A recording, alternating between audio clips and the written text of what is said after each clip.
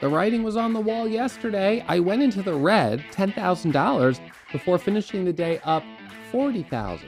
Okay, so it ended up being a good day. I made $50,000 off my low, but I still went into the red on the first trade. So I knew today I had to be careful. And you know what I did? On my first trade, lost $15,000. Yikes, that is a big loss. Now, this is a setup, and we'll go over it in a minute, that I felt good about, but I took too much size. And I had higher expectations on it than obviously was realistic. Now, in my second trade, I made back $16,000. All right, so I'm out of the woods, back to flat. And on my next couple of trades, I actually made my way up to $5,000 on the day. But then I gave back a little profit. And then I made a little profit. And then I gave back a little profit. And as I sit here right now, I'm red for the second day of 2025. It's my second red day here. I'm down $4,915.32. Considering the hot streak that I've been on certainly just the last week, it's really not a big deal. The other red day I had this year was a $28,000 loss, and I'll show it to you right here. That was back in March. So 28,000 right there in March. So, look, having two red days in 1 year here so far, in nearly 5 months of trading, that's fantastic. I can't complain. And this is a smaller red day, certainly, than my last red day. But nonetheless, it is a red day on the calendar. So a little bit of a bummer. So where did things go wrong? Well, let's look at the P&L.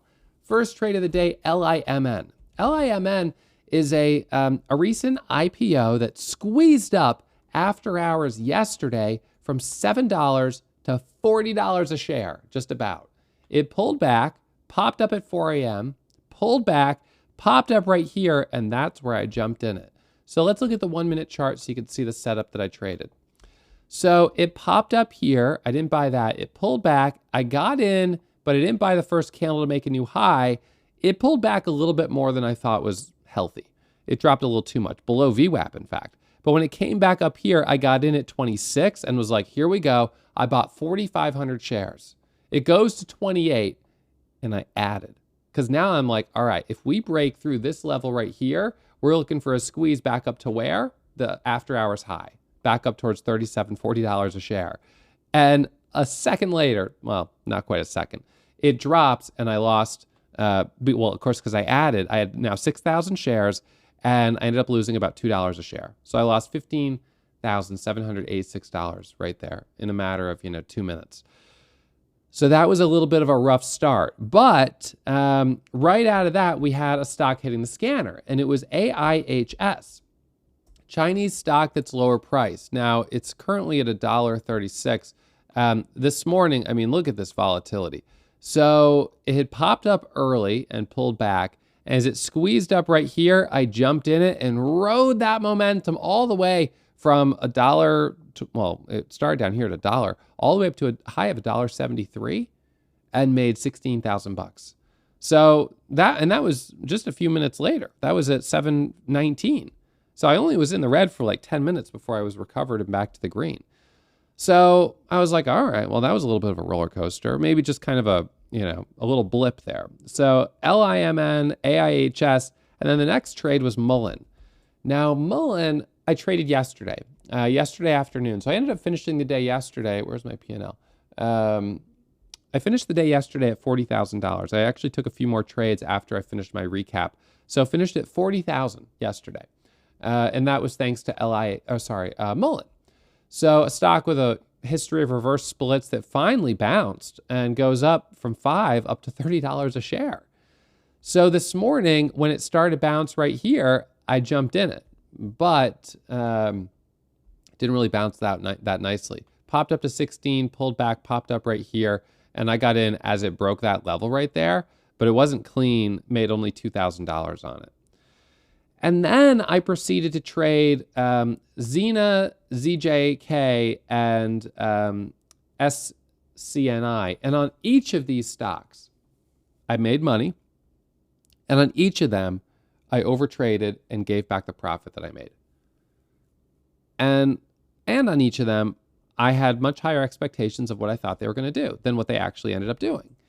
So that was interesting. ZJK on this one, it pops up right here. It pulls back. I got in on a micro pullback in the middle of this move. I'm up $5,000 on it. Squeezes all the way to $9. I add back up here, and it drops. Then it comes back up. I get in here for the squeeze higher, and it drops again.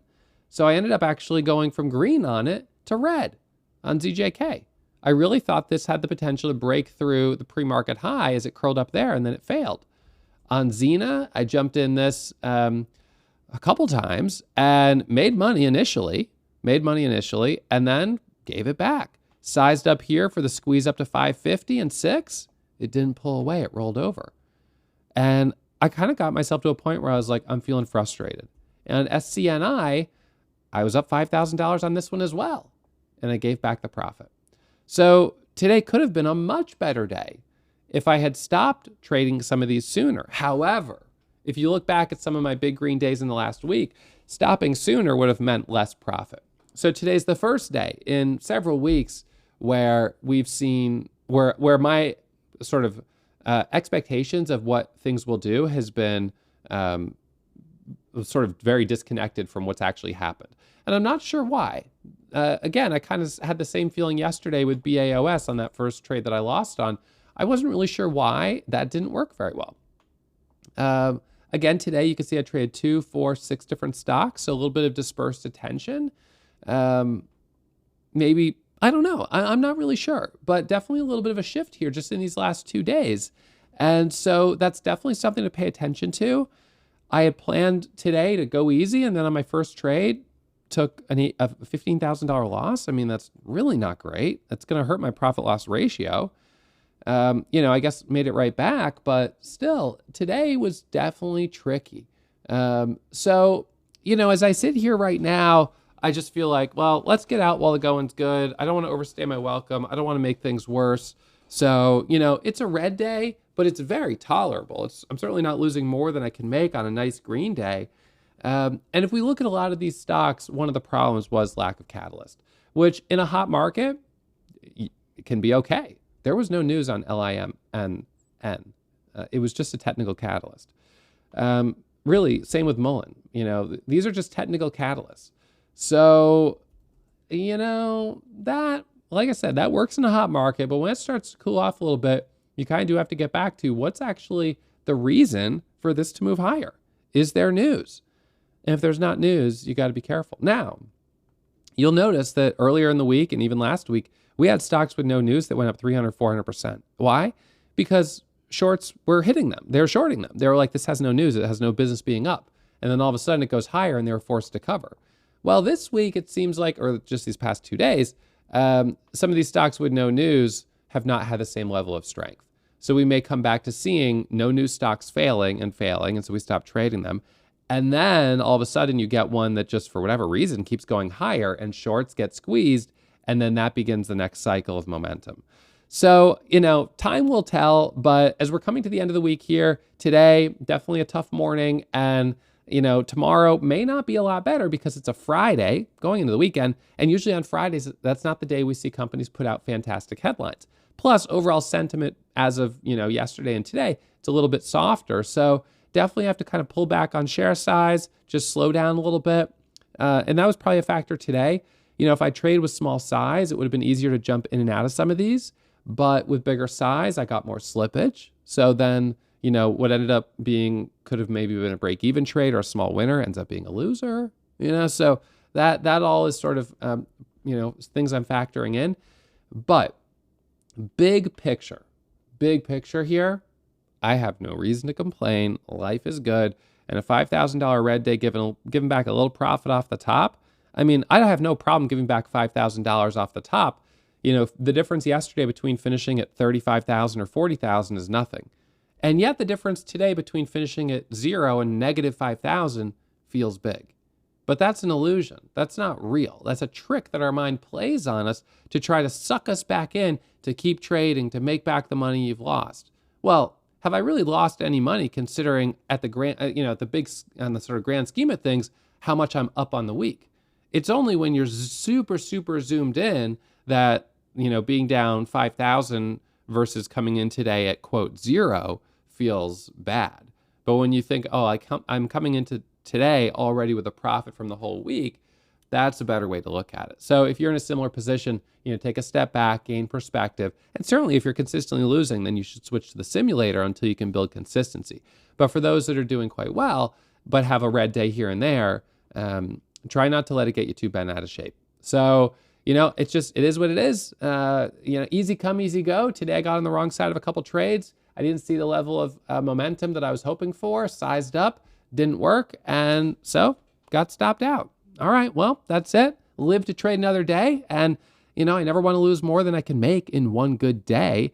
So being down $5,000 here today is, it's a drop in the bucket. So it's a red day, but this is a good example of managing risk and keeping it in check. Yes, being down $15,000 wasn't great, but even that is tolerable relative to the fact that, clearly, I'm only down 5,000 on the day.